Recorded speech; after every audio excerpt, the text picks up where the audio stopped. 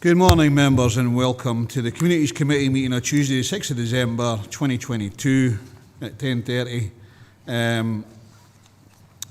which is being live streamed and recorded, and the recording will be made available on the Council website for public listening.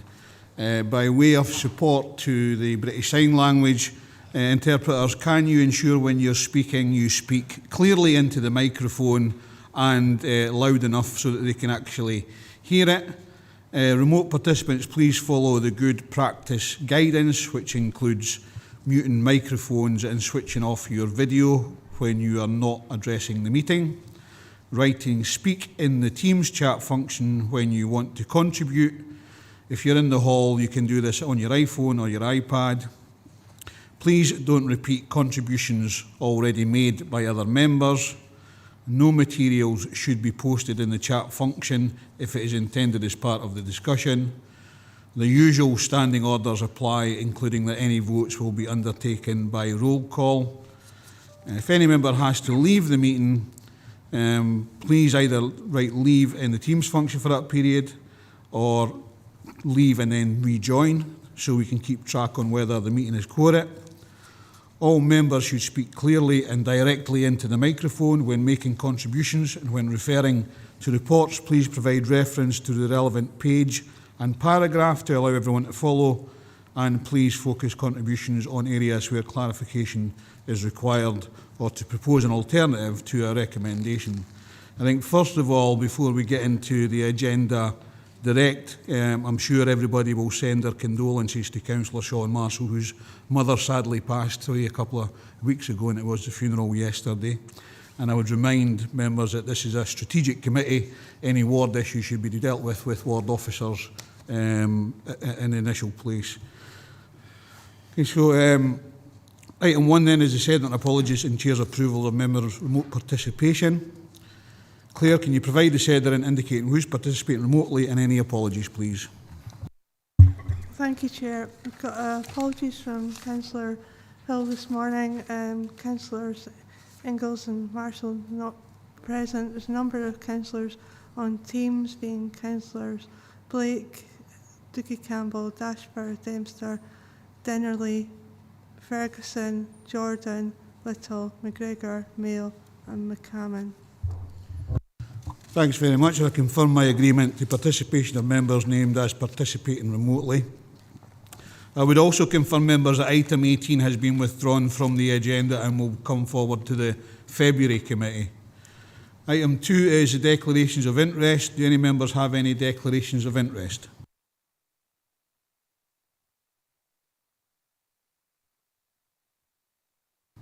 Councillor Ingalls, is that an apology?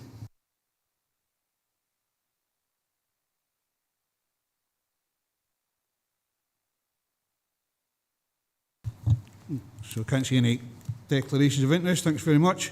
We'll then go on to item 3, which is minute of the previous meeting, which this minute is for approval. Are we happy to approve? Okay, thank you. Item 4 then is the Communities Revenue Budget Monitoring Report 22-23 for the period ending 30th of September 2022, report by the Director of Communities. This report provides members with an overview of performance against budget for the period ending 30th of September 2022, end of Q2, for communities, including details of the residual financial implications of COVID-19 and inflationary cost increases. Kasia Romanowski is available on Teams to take any questions on the report.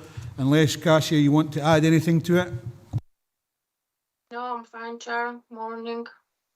Morning, thanks. Members, any questions?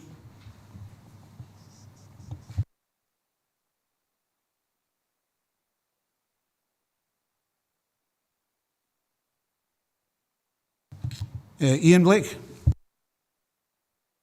Thank you, Chairman. It's not actually something that's directly mentioned in the report. It's actually the fact it's not mentioned in the report. At a previous meeting, we were promised a paper on the coastal benefit funds. In the past, this council has been good at using these funds. I think it's important that we make sure that we find out the true position of this one. If I can get a response to that, please. Yeah, I'll get Derek to respond to that, Ian. Thanks, Chair. Thanks, Councillor Blake. You're absolutely right that this committee has certainly valued the funds that have come in through the external source of the Coastal Benefit Fund, but more importantly, it's communities across Dumfries and Galloway that have indeed benefited, and their innovative and creative ideas have been well received. So I can assure members that this is something we are pursuing through the Chair and Vice Chair, who have regularly raised this issue with me, and we've had recent dialogue with the Scottish Government with the view to having assurances that there will be a position reached on this as a matter of priority. So with your agreement, Chair, I'd intend to write to all members once we have this information from the Scottish Government, which we expect certainly this side of Christmas. Thank you. I know you won't be happy with that, Ian, but the position is we don't have the money for the Scottish Government yet, and I'd be quite happy for Derek to write to all members once it actually comes in. Are you happy with that? Yes, but if it doesn't come in, I think we should be thinking about writing to the Scottish Government to find out why. I would say that we've already written to the Scottish Government to find out where it actually is, because normally it comes in sort of June, July, August time, and it isn't here yet. So we have written already, Ian, and I'm quite happy to write again to say our frustration on this, because it is, you know, bringing back some projects or holding back some projects that the communities in Dumfries and Galloway are wanting to go forward with. Okay, thank you for that. In that case, I would actually move that we do write to the Scottish Government on this to push forward. Thank you. I said, yeah, I'm happy to do that, and I'll take that as an action from this committee. Are you happy with that? Yep, certainly. Thank you very much. Any other members? Can we go to the recommendations then, members? Oh, sorry, that's Ian's. Members are asked to 2.1 note 2.1, note 2.2 and note 2.3. Are we happy to do so? Thank you.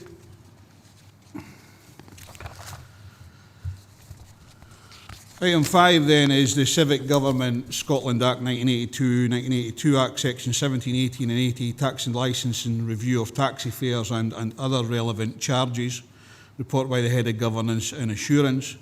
And this report relates to the Council's legal duty to review its current taxi fares and other relevant charges, and sets out both the statutory procedure for review and relevant considerations.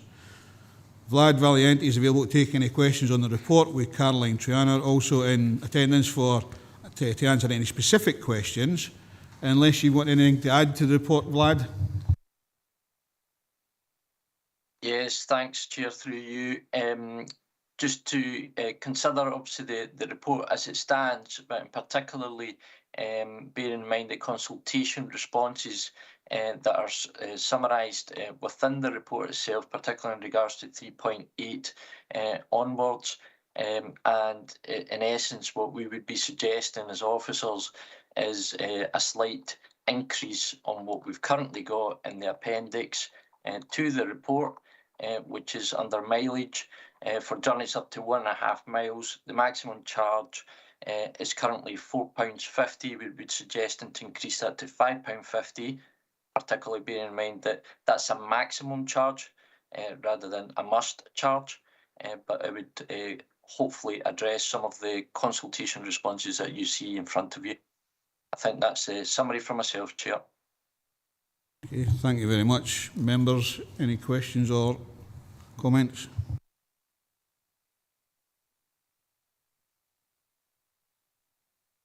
Tracy?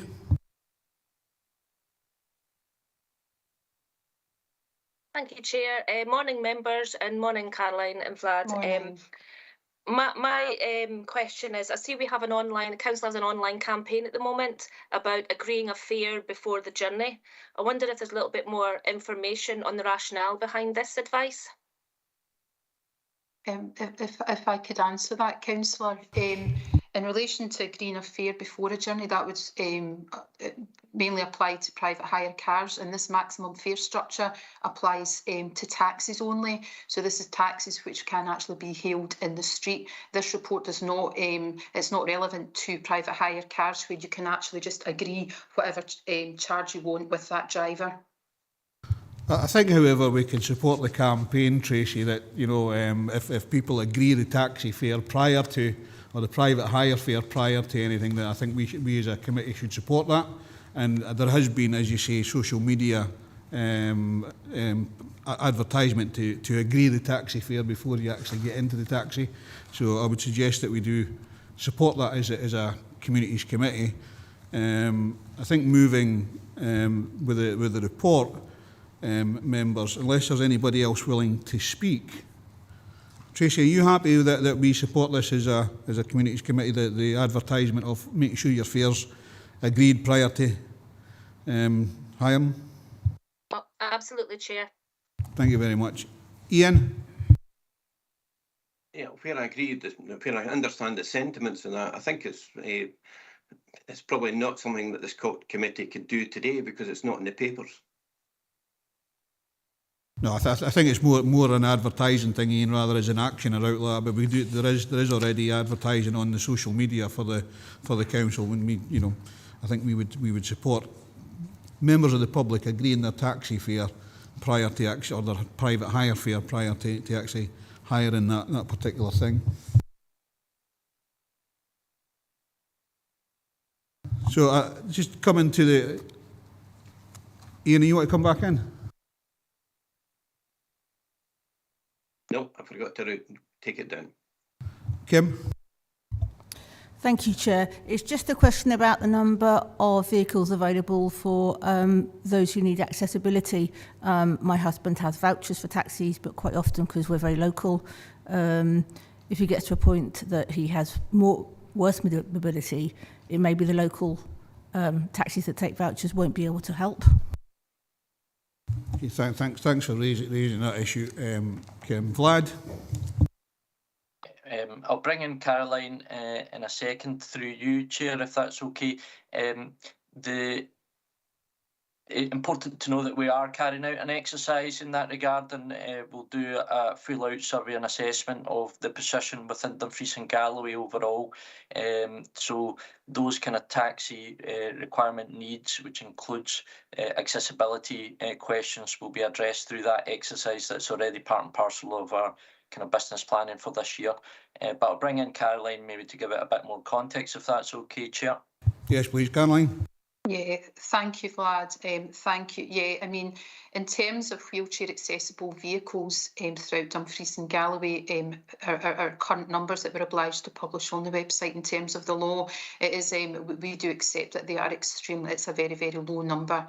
And as Vlad has just said, we're actually now looking to undertake a wholesale review and look at not just the number of wheelchair accessible vehicles and the demand and whether our numbers meet that demand. And I would suggest that probably doesn't, but also in terms of do we generally have sufficient numbers of taxis throughout the region. It is going to be a huge project. The starting point is going out to ascertain the cost implications to have instruct an external provider to actually look at a whole taxi demand survey, including crucially whether we need to increase wheelchair accessible vehicle numbers, which I think we all know that we do, and if so, what the next steps would be in that process. So it's something that we are kick-starting now, but it is going to be I would suggest, a lengthy process before we get there. But I'm just pleased to say that we are taking the first steps now to look at this very important matter. Thanks very much, Caroline. And while you know the report is about taxi fares, I think that's important that we've started that consultation. Perhaps a consultation may add in about late night taxis, because I've had some complaints that the taxis within Dumfries and Galloway finish quite early during the week and not very late on a weekend. So if that's part of the consultation, then absolutely fantastic. If I may just say there, Chair, I mean, the first step is finding an external provider and giving that external provider the remit, and we need to look at what questions we want asked, and certainly looking at the nighttime economy and taxi provision within that nighttime economy is one of the matters we'll be asking them to look at. Certainly, there's no doubt that the pandemic has had a significant impact on the numbers of taxi drivers perhaps leaving the trade because of the decimation of the nighttime economy, looking for other work. Now, we can, when a taxi driver has a taxi driver licence, that we cannot oblige him or her to actually undertake work. Once they've got their licence, they have their licence for that 3-year period.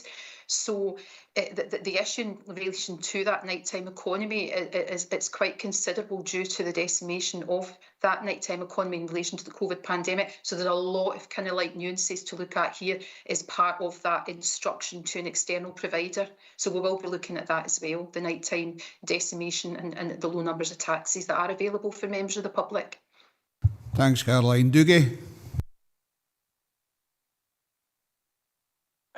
Thanks, Chair. I'm happy to agree to the increase from 450 to 550, but I'm just wondering, in the context of the cost of living crisis and the impact that the increase in fare might have on older and less mobile passengers, can I ask when will the fares next be reviewed, and as well as consultation with taxi drivers, taxi firms? Is there any way in which we can gather data on the impact that any increase has on the usage of taxis by older and less mobile people, as I said, because, you know, clearly the cost of living crisis is going to be here for a long time, and, you know, I think we need to be mindful of that.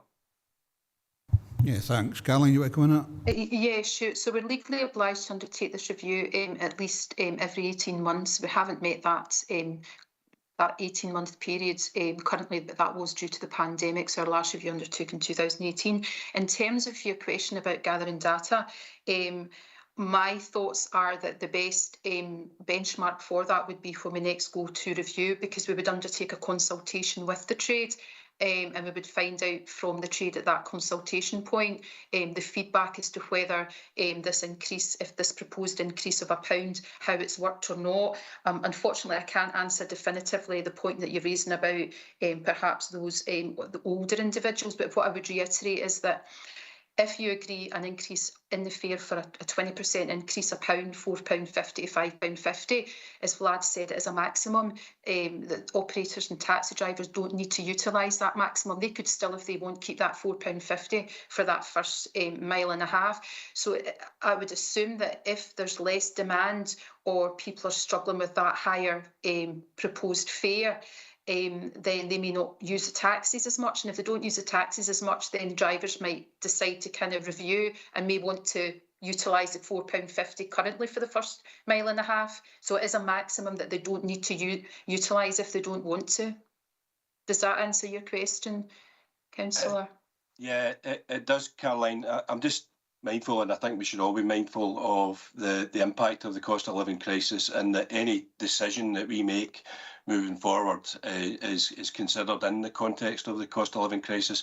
And as I said at the start, I'm happy to support the increase based on you know, sort of the significant rises to fuel costs for taxi drivers because they're part of the local economy. But I just think it's if it can be built into the consultation in some way, so that when it comes back in 18 months, we've got assurances that there isn't any detrimental impact on a particular demographic within the community.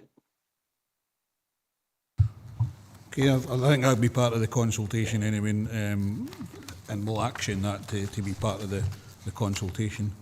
Any members? Can we go to the recommendation of members? We consider and review whether they wish to make amendments to the existing taxi fares and other relevant charges. So we've agreed the rise from £4.50 to £5.50. Agree to adopt a new structure of those charges, whether at current rates or increased rates or reduced rates. Vlad, were you suggesting the 20%?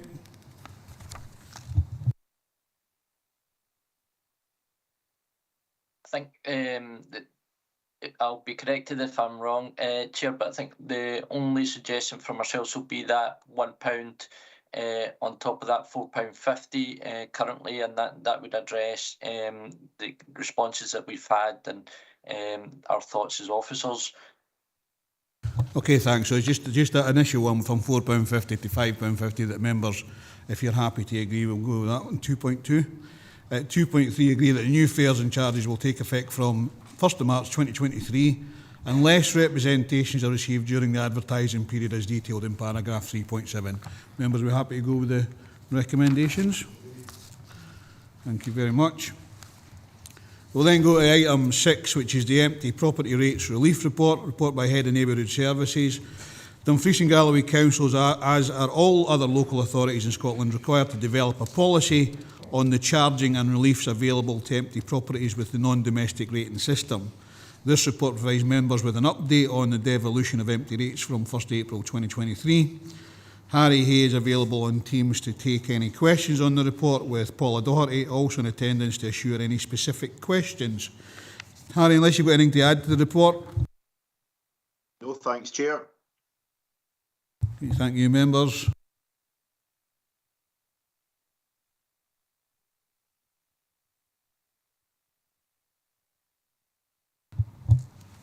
Okay, members, so there isn't anybody there, so I'll go to the recommendations.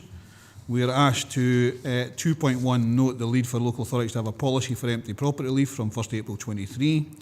2.2 agree the proposal for empty property relief at paragraph 3.5.1 in appendix 2. And 2.3 agree for a report to be brought back for a hardship relief scheme. We're happy with the recommendations. Thank you, members. We will now go on to item 7, which is the Housing Options and Homeless Service Update Report by the Head of Neighbourhood Services. This report provides an update on the Housing Options and Homeless Service, detailing the ongoing impact of the current economic situation on the service and the actions being taken to address these pressures. Harry Hay is available on Teams to take any questions on the report, with Lorna Campbell also in attendance to answer any specific questions, unless you've got anything to add to the report. Harry? Again, no thanks, Chair. And Lorna doesn't want to add anything to the report either. I do see there is a significant increase in applications, and you know, I find that the significant increase in applications specifically in the area where there has been dispute with household relationship breakdown, non-violent and also violent or abusive is becoming quite concerning. So I think, you know, obviously we'll be looking at that in more detail. But I've got a question on this, Lorna or Harry. The amount of applicants that refuse a couple of times for homeless accommodation, what actually happens to that? Thanks, Chair.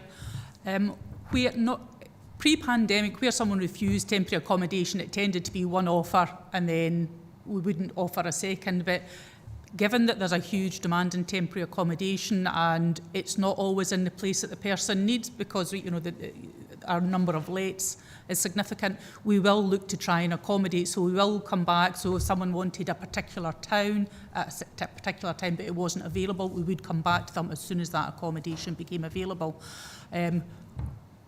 We do talk to the customer to ensure that there is something that they've got. So somebody may choose to stay with friends or may have some temporary provision that they can source themselves. We don't leave somebody so they're sleeping on the streets, as you would say. We would always have an offer of something, but we would go back to find something more suitable as soon as it becomes available.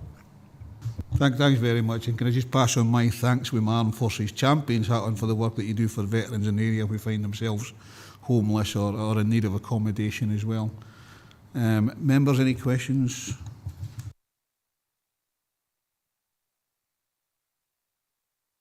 Pauline? Thank you, Chair. Good morning, members. Thank you for the report, Lorna. At the last communities meeting, we talked about the opportunity to look for the council to maybe have a little bit of a look at the ability to implement emergency shelters, affordable modular homes and temporary accommodation pods. Is that something the council would be willing to look into? Because we have got this emergency situation on our hands at present. Thanks, Chair. Okay, Lorna.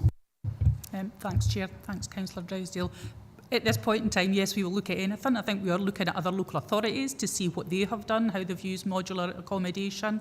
We're also talking to current providers, housing providers, the ones that are in the market at the moment and ones that are not, that have expressed some interest. So it's definitely something that's on the table that we would explore to see how viable it is. How about that, Paul? If I can go back in, Chair, I think that is actually one of the only opportunities we can look into at the moment because of the severe housing shortage, especially for 3 beds. I know that's our problem in the West. I'm sure it's the same in the East. So, yeah, I mean, I think coming back to committee in the future with something along those lines, even the cost, even just for 1 or 2 of them for emergency situations, that would be much appreciated. Thank you, Lorna. Thanks, Chair. I do know that when we do take on homeless accommodation, there has to be a certain EPC rating and things like that, and I think that's by legislation as opposed to, or regulation as opposed to legislation. And I know that the department are looking really hard to try and improve the amount of numbers of homeless accommodation and things like that. So I think, a report coming back in 9 months' time, something like that, just so that we can see what's happening over this particular period and see what, to give them an opportunity to try and use that you suggest, pods and etc. for a temporary accommodation, and homeless accommodation is useful. But it would give us some data to come back after that period, if that's all right with you. Yep, that's fine. Thanks, Chair. Thank you very much. Kim? Thank you. Page 51, the list of the reasons why people are making application. Quite a large number that just say other action by landlord, asked to leave. Can we have a bit more of a breakdown about what that actually includes, given the detail in the rest of the list? Lorna?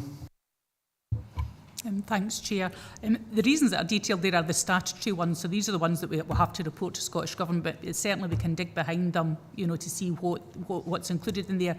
Things that tend to fall into the other categories, obviously they don't fit neatly into what's there, so it could be that ones that I've looked at tend to be adult children living with parents. Parents are selling up, moving on to a house that wasn't big enough for the child, or it's not as much a relationship breakdown, but it's that family move.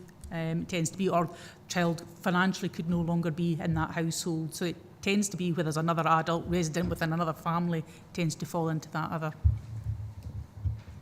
What I'm particularly asking about is landlords who are just choosing to sell and not remain as landlords, and asking people to leave. It's happened to us, and that obviously impacts on the availability of housing stock. Yes, for that one tends to be the other actions by landlord. It can be a landlord coming out of the market. Whether there's some cases we will have where the landlord will choose to, maybe they want to move into that property themselves, so they will ask the tenant to leave, or they choose to sell the market. Sell the property. We've seen that because the property market is particularly buoyant at this point in time. We've seen that kind of shift and that reasoning behind it. Okay, thanks very much. Members, with the recommendations in, the recommendations are at 2.1, agree to the increase of payments to private landlords at paragraph 3.6, and 2.2, agree the approach to taking to increase resources to the housing options and homeless teams at paragraph 3.12 and table 2. We're happy to agree with recommendations? Thank you very much. Move on to the next one, which is item number 8, road service update incorporating annual status and options report by the Head of Neighbourhood Services. This report provides members with a comprehensive update on recent actions taken to progress priority improvements in the road service, in particular the initial impact of the additional resources recently provided to the service. And I want to thank Finance, Procurement and Transformation Committee for bringing that forward at their last meeting. Harry Hay is available on Teams to take any questions on the report, with Stephen Hall also in attendance to answer any questions. So members, Harry, unless you've got anything to add to that? Not at this stage, thanks, Chair. And I see that Mike's on rather than Stephen. Chair, it should be both Mike and Stephen. That's Stephen joining now. Thank you, Chair. Okay, thank you. Members, any questions, comments?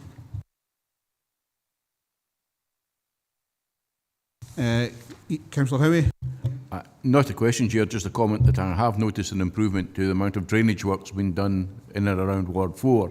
And obviously our priority is getting rid of excess water on the roads, and that work seems to be progressing well. Thank you very much for that Ian. And Gail? Thank you, Chair. Morning, members. Just a couple of very quick questions. At 3.6, it mentions the 800,000 that went through finance and procurement, which is absolutely fine. How confident are we that we'll be able to recruit into that? Because I'm aware that we have a sort of regional lack of skills in certain areas, and I'd just like some confidence that we will be able to get staff into those roles effectively. Very much welcome the report. I think it really shines a spotlight on the need for more investment, which obviously cited in the report we'll be dealing with through the budget process. But do we have the capacity within region to utilise that 800,000 effectively? I'll bring Harry in on that. Yeah, particularly given that they're temporary posts. Yeah, thanks, Chair. Yeah, it's a very relevant question, Councillor McGregor, and in the original report it did detail that one of the risks was there could well be a challenge to actually recruit and retain. Now we're at an advanced stage of the initial recruitment. Interviews are about to be held, and if as a result of that we don't fill all the posts, we've got a subsequent advert ready to go out to as wide a reach as possible. But it's certainly acknowledged that within the sector at the moment, recruitment is a challenge for all operations. Thank you. Thanks, Chair. You happy with that, Gail? Yeah, I'm happy with that. I think as long as it's caveated that if we are having problems with recruitment, that it comes back to members, and we maybe need to look at a different type of recruitment drive and how we can assist with that as well. It's so important that we get this right. Having had discussions with both Harry and Stephen and Michael and Derek over the last number of months, I think that's appropriate to bring back to committee if there is an issue with recruitment and see what we can do to support that. But I think initially we're seeing some good people coming forward. Stephen, is there any is there a number that's come forward so far? Thanks, Chair. Yes, we reviewed this yesterday, Mike, myself and the team, and we're in the process in the next couple of days of giving initial offers to a number of candidates. We did get more applications than there are posts. Not all applicants had all the necessary essential criteria, so we will be going straight back out again. But we've seen a really good positive level of interest. It's just now assessing whether those people have the right skill sets that we need in order to be really productive and great members of the team. But I can assure committee that Mike and his team are really on top of this. Thank you. Thanks, Stephen. Any other members? I've got to remember to keep looking up in the room because I keep looking at the two screens that I've got plus the people in the room.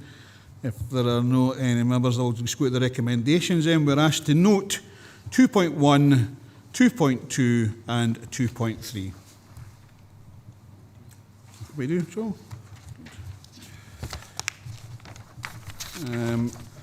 I'll ask John if he's happy to continue at the moment with the BSL and translator. Excellent. Thank you, John. Thank you. Excellent. Yeah, my group is quite working, so that's fixing. Great, thank you very much. We'll go to item number 9 then. Members, the draft Regional Transport Strategy Consultation Response Report by the Head of Neighbourhood Services. This report provides members with an update on progress with a new regional transport strategy being developed by the South West Scotland Transport Partnership, SWESTRANS, and asks members to approve a response to the consultation on the draft Regional Transport Strategy 2022 to 2042 on behalf of the Council. And I could maybe ask members if they want to do that individually or in groups, then please also put in a consultation response to this, because obviously public transport is an area where we are concerned about in rural areas like Dumfries and Galloway. Harry Hay is available on the teams to take any questions on the report, unless, Harry, you've got anything to add to it. All I would add, Chair, briefly, is that I think that SWESTRANS have already factored in the council as a key consultee and also a key delivery partner. So much of what's already in the draft strategy reflects Council's previous discussions and decisions. Thanks, Chair. Thanks very much. Ian Howie. Thanks, Chair. Harry, do we know how many people have responded to the consultation? I do have concerns that anyone I speak to in my ward have absolutely no knowledge of this consultation. I believe it was meant to close at the beginning of January, but that date's been pushed back to February. But do you know how many people have responded to date? Through you, Chair, the answer is no, but I can find out this. So this is a Swestrans consultation process, and from this perspective, we are simply a consultee.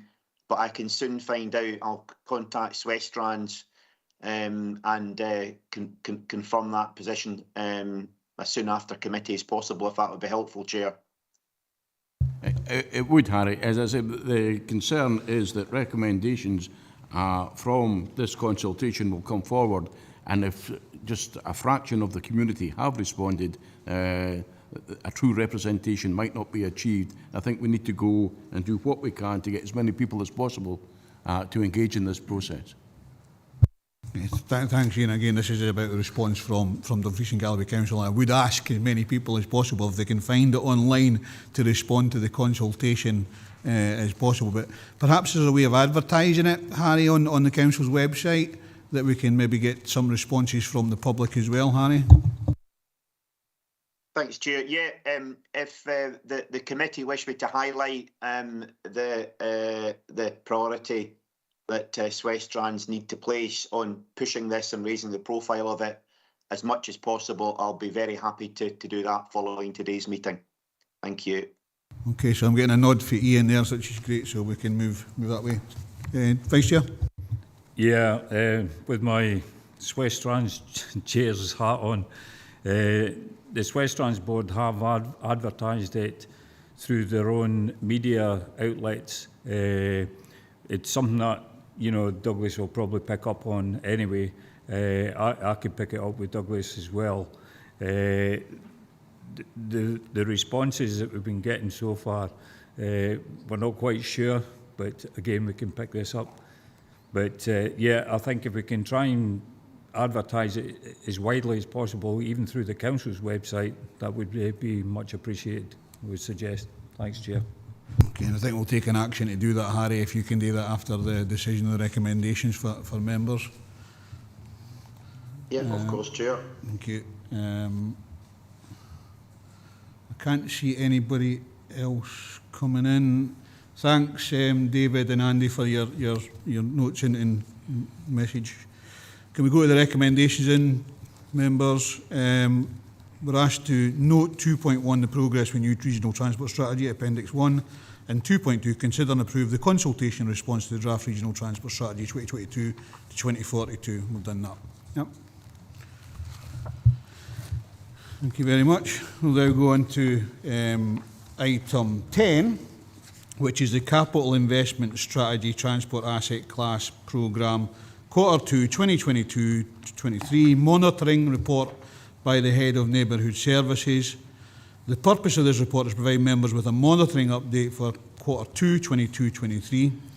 Harry Hay is available on Teams to take any questions on the report, and Gordon Bryce is also in attendance to answer any specific questions, unless, Harry, Gordon, you've got anything to add to the report? No, thanks, Chair. Nothing for me, Chair.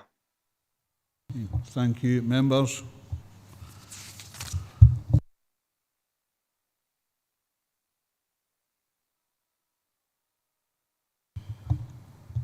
Can't see any other members. So members are asked to note the 2022-23 Q2 budget monitoring position. Are we happy to do so? Thank you.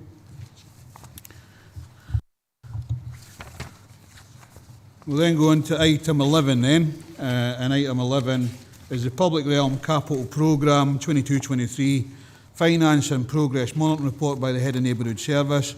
This report provides members with a financial and progress update for the projects and programmes contained with 2022-23 Public Realm Asset Class Capital Programme.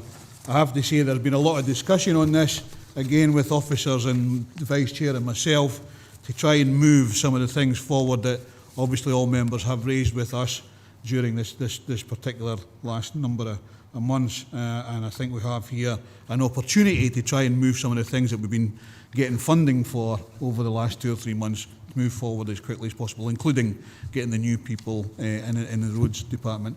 Harry, you got anything to add to it? No thanks, Chair, not at this stage. Okay, members, questions? Davy? Thanks, Chair. It's on actually paper before getting it the annex. I've got a couple of questions. So in the inclusive play parts, I asked the question 3 weeks ago at Stuart area if this Castle Douglas Development Forum had raised all the money they need. I'm still waiting for the reply. I just wonder if Harry knows if they've got all the funding available, because this is, I know it's been COVID related, but it's dragged on for quite a while. Okay, Harry. I see Nicola Simpson, Chair. Okay, Nicola. Thank you, Chair. Just to advise that the tender process for the Carlingworth play area has been completed and will be going out to tender on the Scottish Government framework in the next couple of days. The framework only reopened yesterday, so we had a bit of a delay there in getting that advertised. Carlingworth Castle Douglas Development Forum have raised currently £27,000, and they've got about another £30,000 in applications made, but the results have not been received yet. So we have sufficient funds to go forward with the play area part of the project. They've also had commitment from the Hollywood Trust for a sum of around £90,000, which is going to cover the development of the Changing Places toilet on the site. That's fine. I'm going to ask a couple of questions now, Nana. Appendix 2. Under intelligent transport systems, I'm not 100% sure what this means for High Street Dalbeattie, and further on in the report it's about the up to travel. I know they have put in 20 mile per hour safer routes to schools for kids, but this is a bridge. It's supposed to go over the bridge at Church Crescent into our road car park. Is this definitely going to go ahead this financial year or not? So I've got a choice of people who I can ask here now. Is it Harry, or is it Stephen, or is it Mike? I think Mike will be well placed for this one. Thanks, Chair. Okay, Mike. Thanks, Chair. Excuse me. Yes, the plan at the moment is for both these projects to move forward this financial year. Happy with that, David? Can I ask what is an intelligent transport system for the High Street in Dalbeattie, because it's a bottleneck with cars and buses at present. Can you answer somebody from Dalbeattie what an intelligent transport system is? This relates to any traffic signals. It's like an all-encompassing terminology that's used for traffic lights, pedestrian crossings, that type of infrastructure. That's fine, Mike. Cheers. Ian, you want to come in, Ian Blake?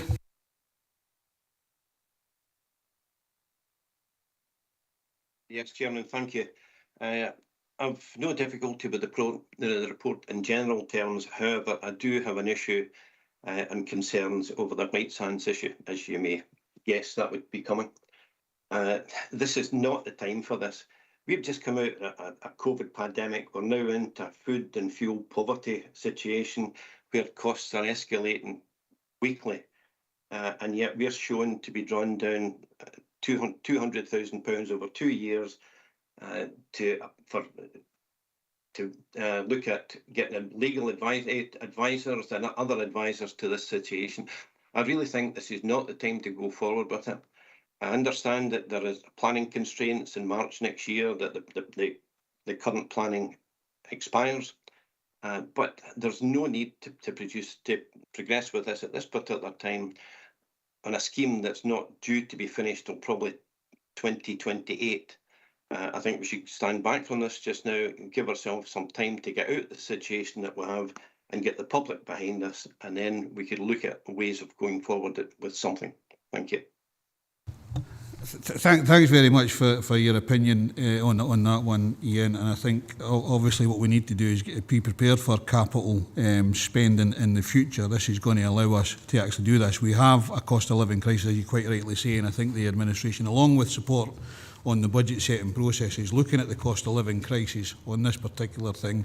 But we need to be prepared for, you know, the White Sands flood prevention scheme. It's already went through public inquiry, public local inquiry and things like that. So we're in a position to move forward with this, and we want to move forward with this as an administration. So I'm not going to take this out of the recommendations unless you have an amendment to the recommendations that are in the report. I do. I could give you this now, or I could wait till the recommendations and give you the amendment to that particular one.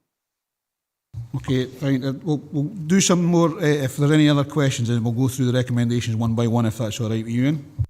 Yep, certainly. Gail? Thanks, Chair. Yeah, echoing Councillor Blake's sentiments, you know, we're staring at £50 million worth of savings over the next 5 years, and pretty much a static capital budget.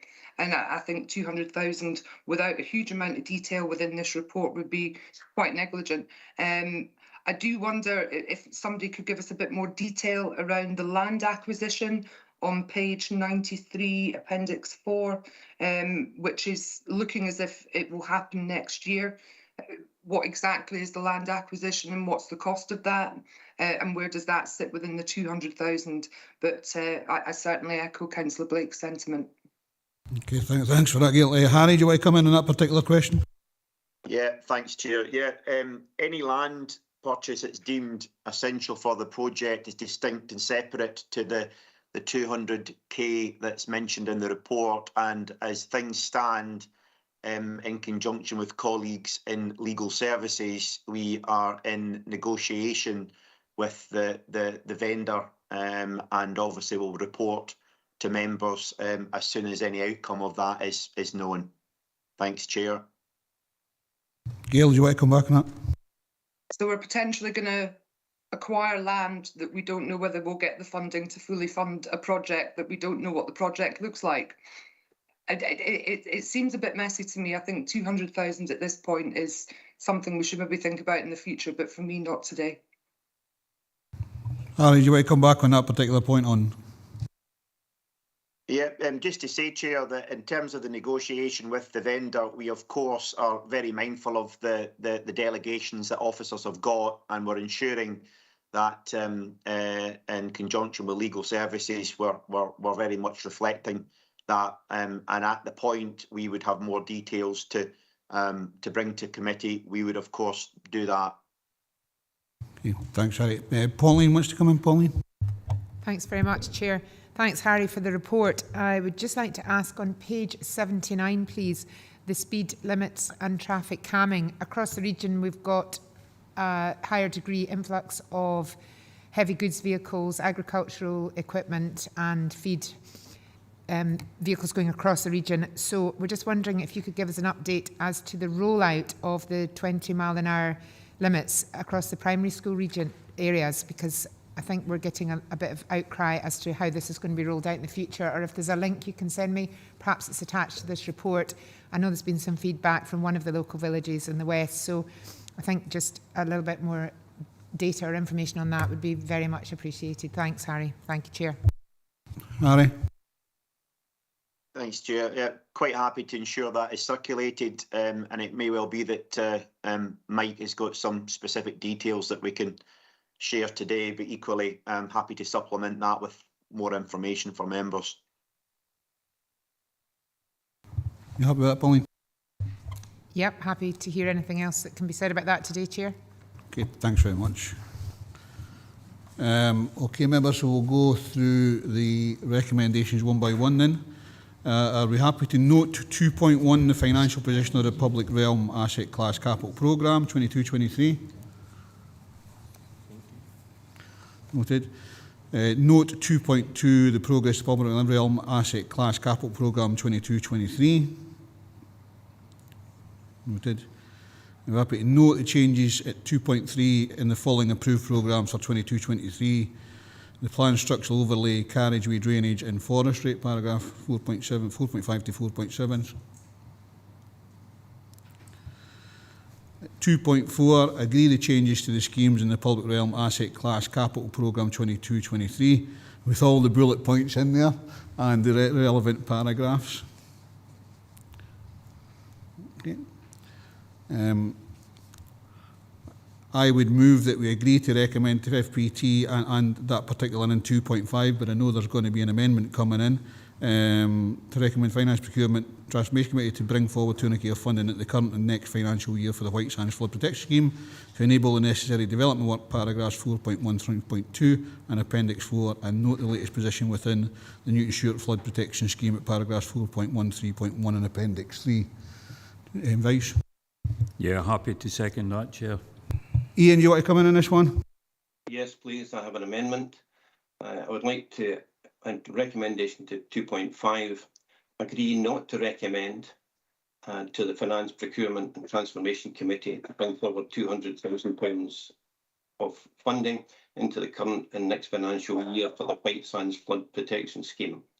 And note the latest position with the Newton Stewart Flood Protection Scheme, paragraph 413, etc. So that's to delete part of it, but to amend as said. Thank you. Gail, I'm presuming you're second that, eh? I'm very happy to second. Okay, so on this particular recommendation, can we go to the vote?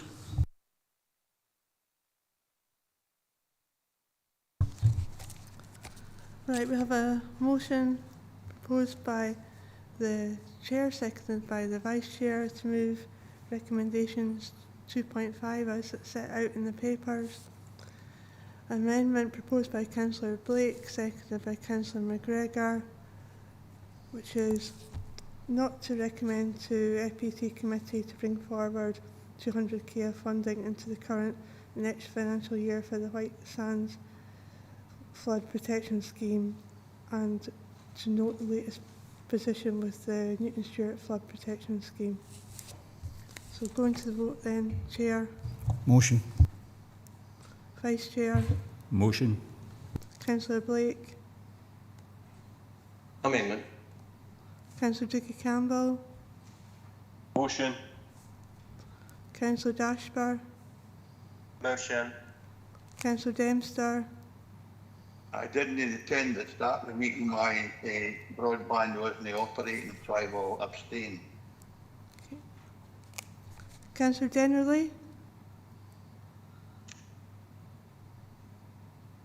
Amendment. Thank you. Councillor Drysdale. Amendment. Councillor Ferguson. Yeah. Possibly out the meeting. Councillor Howie. Councillor Ingalls. Amendment. Councillor Johnston. Amendment. Okay. Councillor Jordan. Motion. Councillor Little. Motion. Councillor Lowe. Motion. Councillor McGregor. Amendment. Councillor Mayo. Motion.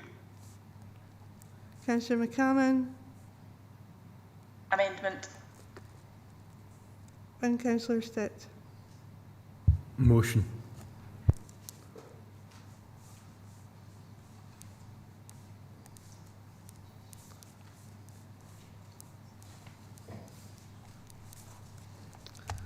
Motion's carried 10 votes to 7 with 1 abstention. Thank you. Thank you very much. We'll go into recommendation 2.6 then. Agree to the publication of the final report on Cycle 1 local flood risk management plans at paragraph 4.135 in Appendix 5, and to the publication of Cycle 2 local flood risk management plan, paragraph 4.13.6 in Appendix 6. Happy to agree that. 2.7, agree to recommend to FPT Procurement Transformation the environment of additional 86k from the flooding programme element of the public realm asset class through Stranraer Flood Protection Scheme 23-24. at paragraph 4.13.4. We're happy to do that. And then finally, agree 2.8 to receive a report on play parks in early 2023 at paragraph 4.2. Happy with that? Good.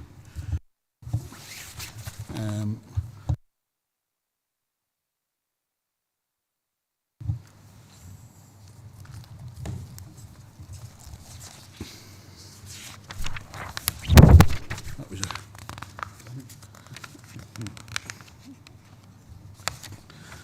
Okay, members, we'll go on to item 12, which is the Youth Work Service Quality and Standards Report 21-22, reported by the Head of Community Service. This report provides members with the Youth Work Service Quality and Standards Report 21-22 for agreement in order to provide insight into the work of the service and the impact it has had on local communities and young people throughout 21-22.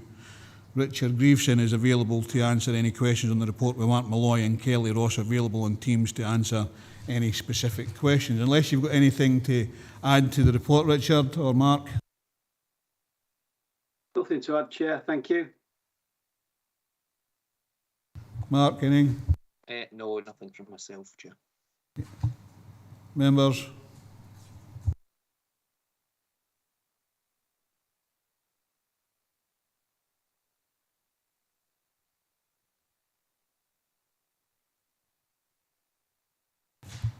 Okay, there's no member want to come forward. Obviously, youth workers are doing a brilliant job and they continue to do a brilliant job, and I think are fully supported by this particular committee in what they're doing in Dumfries and Galloway. So if we go to the recommendations, we're asked to, at 2.1, note the work of the service from 1st of April 21 to 31st of March 22.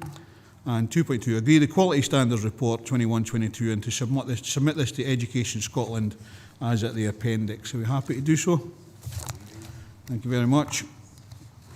Item 13 is the evaluation of Youth Beach Festival 22 and options for future years, report by Head of Community Services. This report provides members with the evaluation report on the Youth Beach Festival 2022, including details of the key role played by volunteers in supporting the delivery of the Youth Festival. Richard Grieveson is available to answer any questions of the report, with Mark Malloy also in attendance on Teams to answer any specific questions. I think this year, obviously the second day was cancelled because of the weather thing, and I think it was the right decision to actually make that because of the health and safety of the crowds and the volunteers that were actually in the youth festival. The report provides, an overview of the important economic value of youth work, but more importantly, the important social value that it actually has within Dumfries. Members, any comments or questions?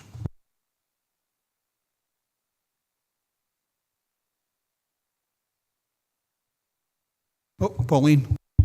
Thanks, Chair. It was just to ask in 3.17, the economic impact. I know last year it was so sad that one day had to be cancelled, and indeed it was the right decision. I was just going to ask, we did note that a lot of the external contractors for food and drink were brought in from out with the area. Was that because nobody tendered for it within our own area? Because the economic impact would obviously be higher if we were using internal suppliers. Thanks, Chair. Thanks. Richard or Mark? I'm happy to take that, Chair. Councillor Dries, every year we make a real focus and commitment to trying to engage with local food providers as well as with other suppliers. Unfortunately, within Dumfries and Galloway, as it's common across nearly all events, that there is not the number of catering providers that are able to provide food in large events. The ones that are able to do it, unfortunately, make a decision not to tender for the food pitches, but to encourage and support local businesses as well. The pitch fee for local businesses who tender for catering pitches is 50% less than for any company who's out with Dumfries and Galloway. So every supplier from Dumfries and Galloway who tendered for it received a pitch, as has been the case for a number of other years. You happy with that, Pauline? Yeah, I'm happy with that, Chair. The only thing I'd like to add is, as long as it's not offered to just one company out with the region as a block, therefore That's maybe slightly unfair to the local smaller companies within our own region, but obviously I'm not party to that information. Thanks.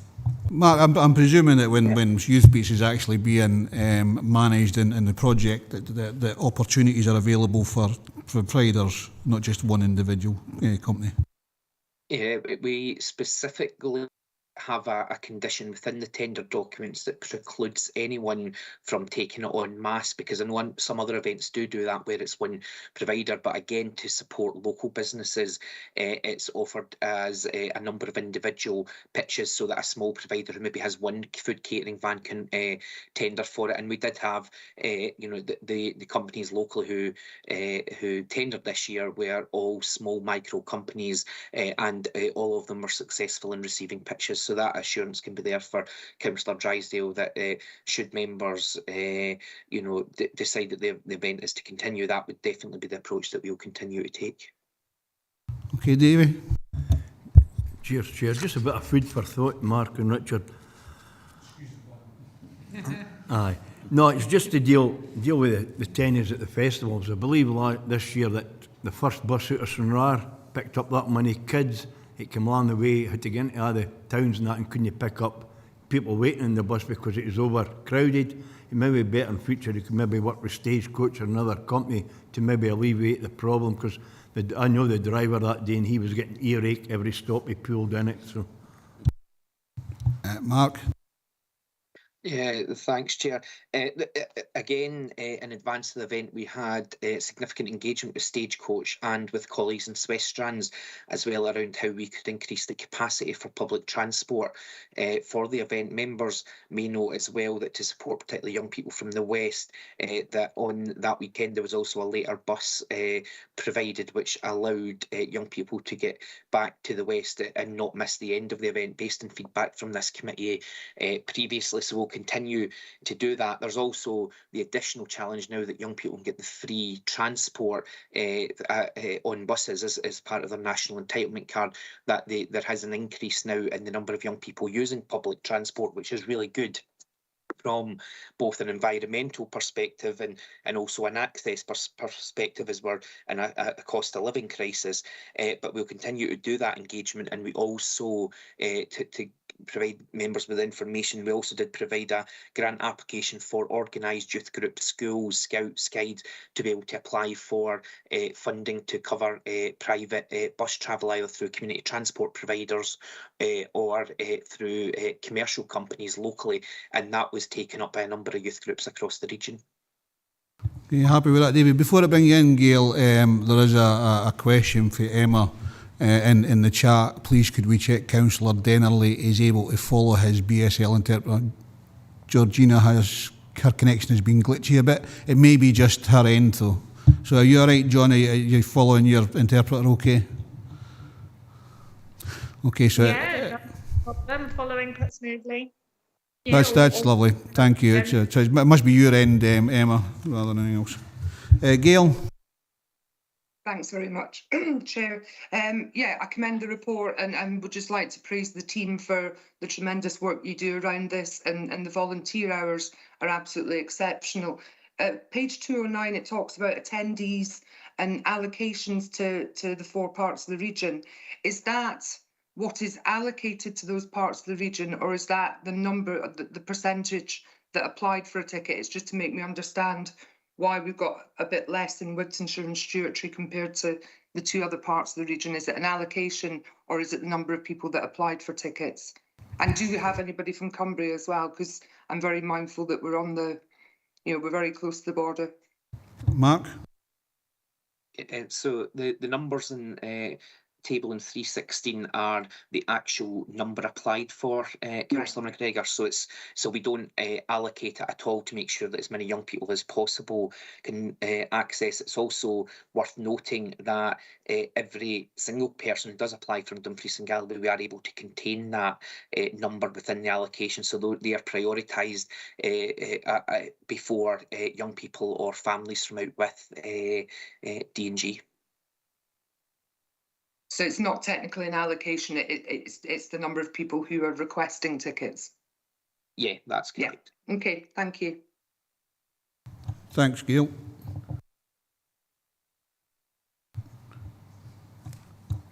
Can't see anybody else.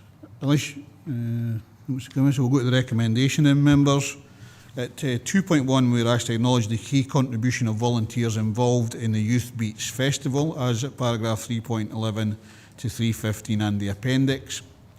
At 2.2, note the significant economic impacts of the festivals, at paragraph 3.17 in the appendix. And at 2.3, note the Youth Beats Festival 2022 post-event report. And obviously there's a couple of things here for Mark to take away for next year's.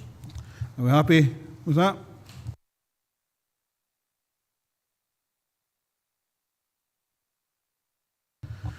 Okay, members, we'll go on to item number 14, which is the summer activities for children and young people report by Head of Community Services. The purpose of this report is to provide members with details and the evaluation of summer activities have been delivered across our region between the 2nd of July 2022 and the 21st of August 2022 as part of the Scottish Government Summer of Play programme and our Council's commitment to summer activities for children and young people. Richard Greaveson is available to take any questions on the report with Mark Malloy also in attendance. I also have to say that myself and Vice Chair did visit a lot of the organised events across the region in the summer, and I have to say some fantastic public events, and the public fully supported them in the different towns and villages that they were actually in. So have you got anything to add to the report, Richard or Mark? Nothing from me, Chair, thank you. Nothing from myself either. Okay, members?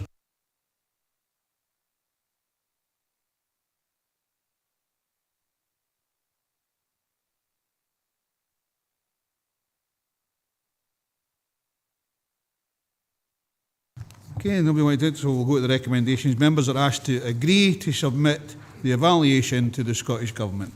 Happy to do so?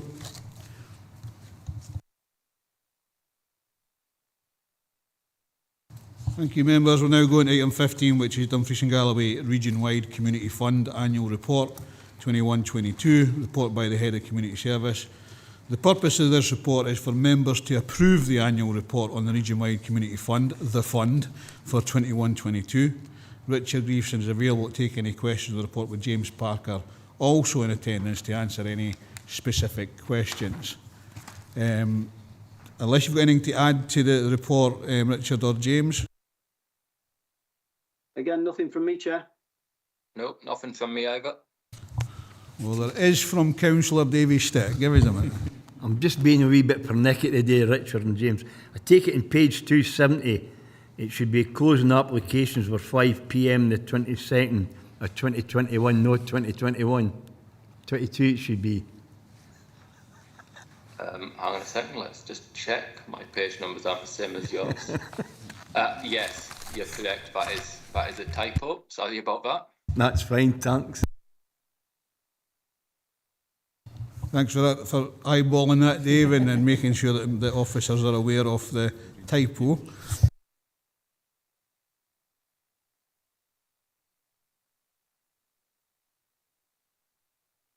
Any other members?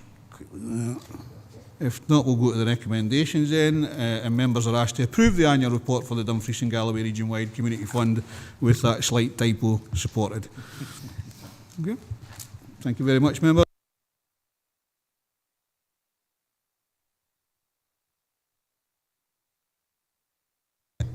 Item 16 then is surplus property in Dumfries and Galloway, Hurst House, Dalton. Report by Head of Economy and Resources. The purpose of this report is to ask members to agree that the former Hurst House, Dalton, as detailed within this report, is surplus to requirements of the Communities Directorate and may be disposed of. Tom Higgins is available to take any questions on the report. Unless, Tom, you've got anything to add to it? I do not, Chair. Thank you. Members, any questions?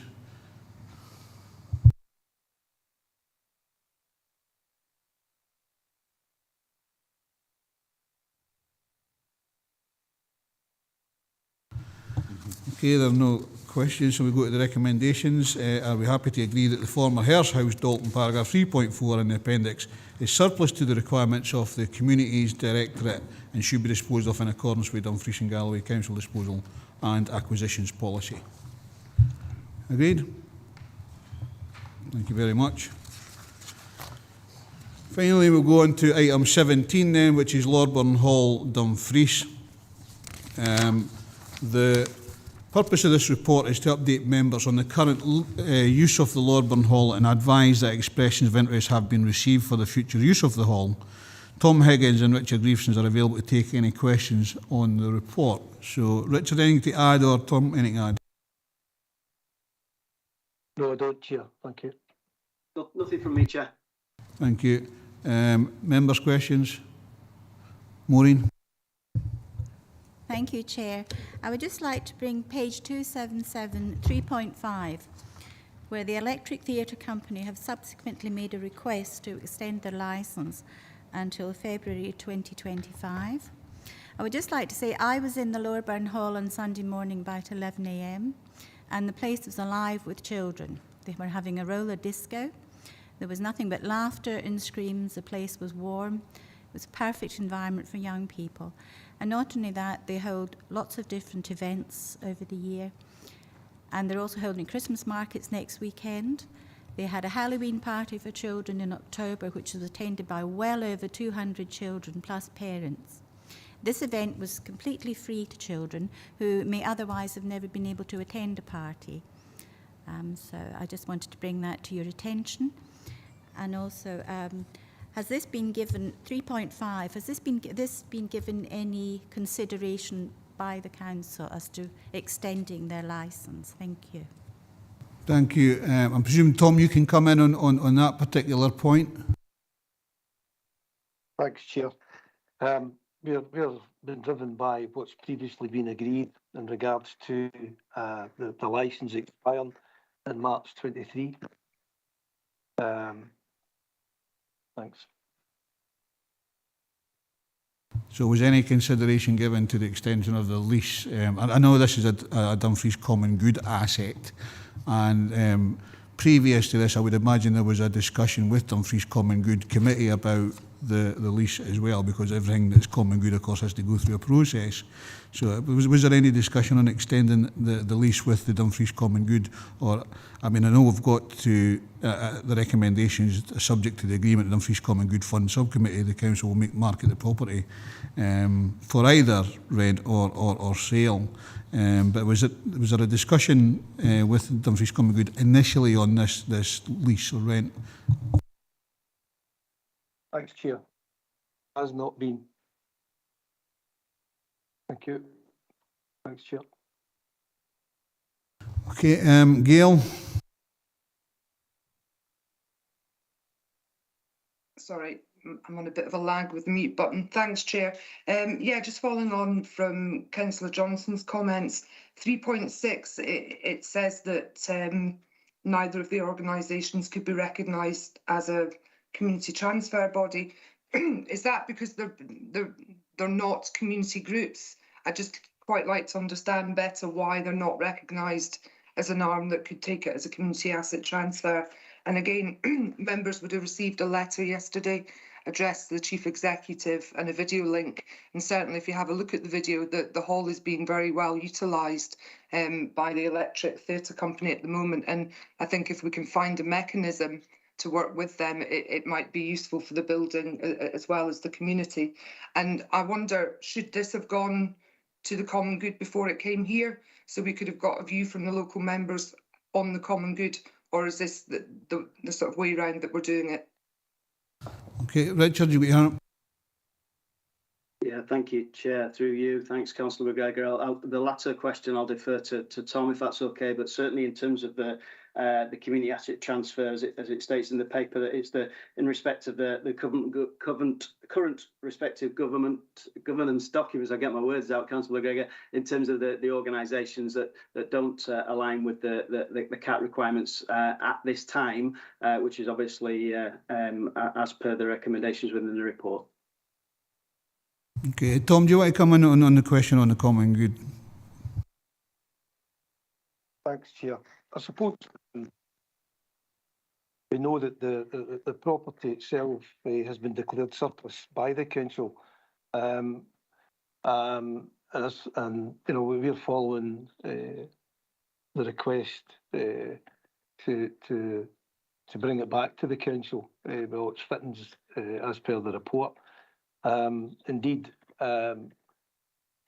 if there's a requirement for it to go back to the Common Good Committee, then and we agree that, then obviously that's what we'll certainly do.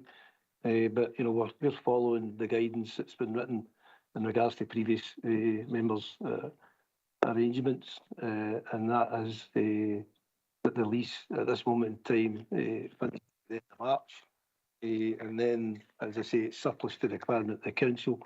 I suppose it's then open for discussion in regards to whether it's either released. That would then go to the Common Good. Thanks, Chair. Okay, you happy with that, Gail? No, right. Yes and no. I mean, I'm very aware that we work with organisations across the region to assist them in getting their constitutions right and all the rest of it to become a community transfer body. So I would like to think that we're doing the same with these two organisations as well, and I would assume that we are. I think I probably would have liked the view of Dumfries Common Good members and the view coming to us today before we make a decision. So I do wonder if it's just the wrong way round. I'm not necessarily saying we should defer, but I think it would have been valuable to have the local members' view on what they think should happen to the Lorburn Hall, and then a recommendation from them coming to us for that final ratification. But I'm in members' hands. Yeah, I think recommendation 3 is subject to the agreement of Dumfries Common Good, whether the market property for sale or rent, and that rent could be at best value, I would imagine, which could be what it is at the moment. Richard, do you want to come in on that? Yeah, thank you, Chair. Through you, just to I guess, support Tom's comments in terms of us ensuring as a council that we're complying with our own policy here. And we have 2 expressions of interest, so it's important that we treat both equitably. And of course, Councillor McGregor, we'll be happy to work with both organisations in terms of their relevant governance documentation. Okay, Graham. Thank you. Thank you. Tracy?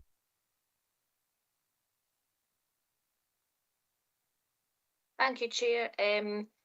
I understand and agree that Lorburn Hall's surplus to council requirement, but in the recommendations 3.2, it says, subject to the agreement of Dumfries Common Good Fund Subcommittee, the council will market the property for sale or rent.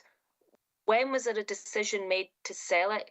Because that I don't think I'd be happy with that. So I understand we've got a couple of interested parties to lease or rent, but when was the decision made in Common Good to actually sell the Lorburn Hall? Tom, is there any history on this to sell? Thanks, Chair. No, there is not. It's just a policy. It's just this council policy in regards to whether we rent it, and the paper describes that we either release it, or we go to sale. But that decision will be made by the agreement with the Dumfries Common Good Fund Subcommittee. Thanks for that. May I come back in, Chair? Yeah. Thanks. Well, then, can I suggest that will this be coming back to Common Good for that decision? Because it, like in 2.3, it's saying the decision's already been made, but I don't recall that. I think if you look at the report in 3.11, it's going to go to the Dumfries Common Good Fund Subcommittee early in the new year, Tracy. So that decision, while is subject to the agreement of the Dumfries Common Good Fund Subcommittee, it's the decision of this committee, if we agree that recommendation, to take it back to the Common Good Committee with whether they want to sell it or rent it. It'll be their decision whether they want to sell it or rent it, but just following the process at the moment, our process is to come here and we make a decision that goes back to Dumfries Common Good Fund to make the decision whether they want to sell it or lease it or just rent it. It would be up to the Dumfries Common Good Committee early in the new year. I hope that sort of clarified that. So it'll come back to the Common Good to revisit that decision about selling. I'm concerned that with that there that the decision's already made, but if it's going to come back to Common Good to actually revisit that decision, that would be good. Thank you. Yeah. Thank you. Jim Dempster. You know, just clarity and nothing more than that. I thought that Common Good property, that the council had a duty of care I didn't think that we could just sell it depending upon what the council itself decided. I would be interested in the legislation being shared with members that gives the council authority to dispose of common good land, because there's been issues all across the country and campaign groups got up because of the way common good property and assets have been treated in the past. So no issue at all with going back to Common Good Committee, Dumfries Common Good Committee. But I'd be interested in the policy and the legislation, Chairman. I think maybe all members would. It would also give us confidence we're making a decision that it wouldn't be against the wishes of the Dumfries town or the Common Good Committee. Thanks, Chair. And again, it says in the recommendation, it's subject to the agreement of Dumfries Common Good Funds Committee. So there is a process we have to go through, Jim, and I think it would be right to send members the process plus the legislation. I think it has been sent out in the past when we talked about cat transfers and things like that. But there would be no harm in sending it out again, just to make sure that we are following that process. I'm sure officers have done their utmost to follow the process. But we need to make sure that you, as elected members, are happy with that decision. So, Pauline. Thanks, Chair.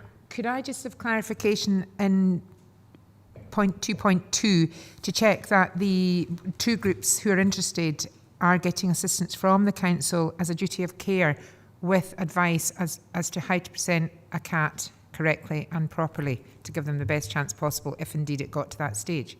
Thanks. Richard, I think you mentioned that earlier on, but could you come back on that? Yeah, happy to do so through you, Chair. Thanks, Councillor Drysdale. Yeah, I mean, through the communities team, we're absolutely offer help and support to any interested party who are keen on developing the CAP process. Obviously, it's quite a complex process to go through. So, you know, absolutely, we're there to provide that support, and I know my colleagues have been in dialogue with both organisations in terms of you know, the current position. So, but happy to continue to do so and provide that support. Thank you. Okay, members. Andy Ferguson.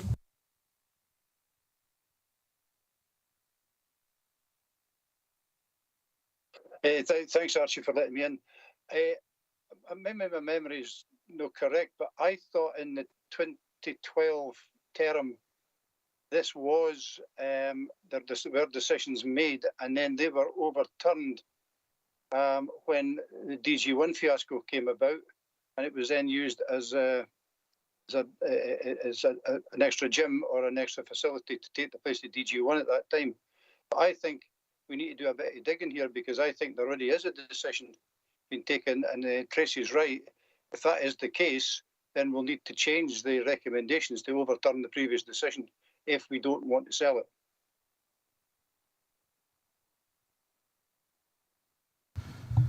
So, clear as obviously there's been an issue raised by Andy. There are recommendations within the paper that's subject to the agreement of Dumfries Common Good Fund, which would have to go back to the Common Good Fund. The council will market property for sale or rent. Now, it might be that the Common Good Fund decide to say, we're not putting it up for sale, we're just renting it. But if there is a decision that's already been made in 2012, what's the situation here?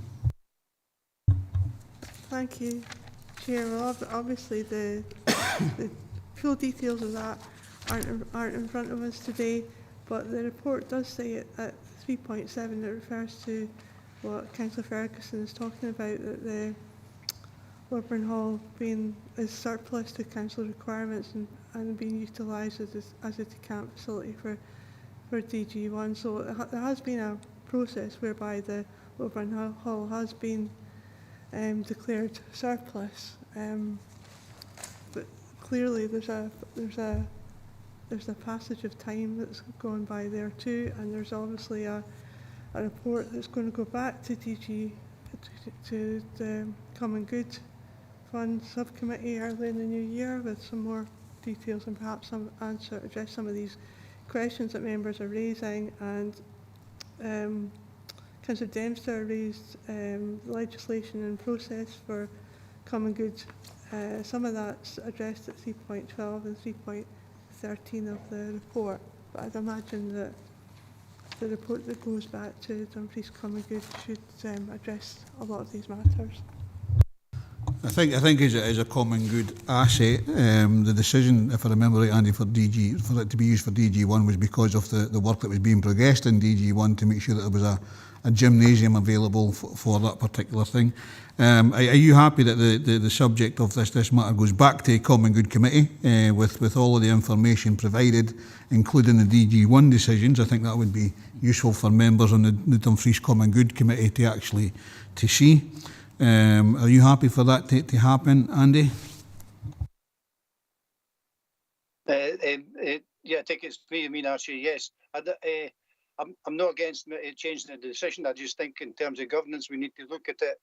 And if need be, if I'm right in my recollection, of course, there is the proviso I may be wrong, but I think if I'm right, then we would need to change that original decision if we were going to alter it now from sale or lease to just lease. So I think your summary is perfect, Archie, and as is the clerk's. So as long as all that information is there for the common good when they make their decision, when it comes back to them, it'll be next year now, I would suggest, then that's fine for me. Okay, thanks, Andy. I think that'll be the action to take to the Dumfries Common Good Fund Subcommittee, that all the information on previous decisions through the DG1 process will go to that Common Good Committee, subcommittee. But there's nobody else who can go to the recommendations at the moment, and members at 2.1 were asked to note that the current licence agreement with Electric Theatre Company expires in March 2023.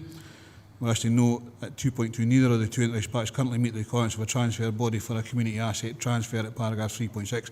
However, there is information and support available from the council to talking to those two organisations. And 2.3, subject to the agreement of Dumfries Common Good Fund Subcommittee, the council will market the property for sale or rent and invite offers from interested parties. The Dumfries Common Good Committee getting all the information that is required for them to make that decision. Are we happy with that, members? Well, members, as I said before, item 18 has been moved to the February committee. I've got nothing further, any other business deemed urgent to myself. Thank you very much for your input, your questions, your challenges, and I hope, as this is the last one of the year, should I say Merry Christmas and a Happy New Year to the Communities Committee, and hope you have a good time. I'm sure we'll see each other at full council and things like that. Thank you very much, members, and I'll close the committee at that point.